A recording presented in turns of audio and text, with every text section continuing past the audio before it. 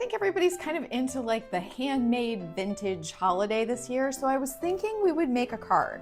I'm gonna do this on my new watercolor paper because I'm excited to use it. I have two different sizes. If I do it on the A5, all I have to do is fold the paper. Folding the A5 will give me basically a 4x6 card. I could use the A4 and get 2 cards out of that one. I did tape the edges of this so I'll have a nice border. I want it to be one of those heart-shaped ones where it comes down to the point at the bottom and then it's just kind of flat on the top.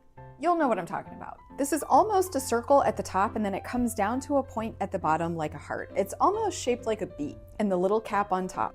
Watercolor paints. I want this to have sort of like a teal, green, and pink color scheme. I've got my lake green, which is pretty blue, but I'm gonna add a little bit more blue to it.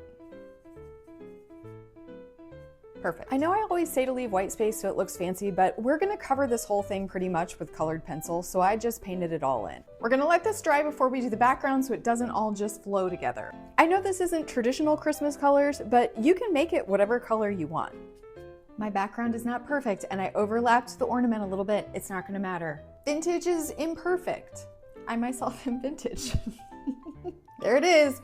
We're gonna do details with colored pencil and I'm gonna use a little bit of gold pen.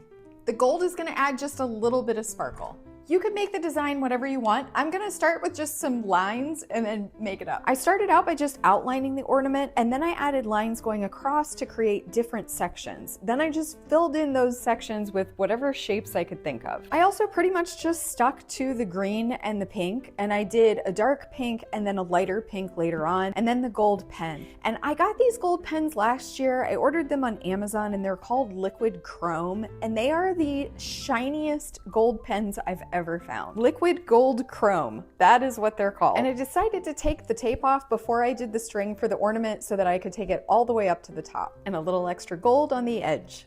Homemade, that's the way to go.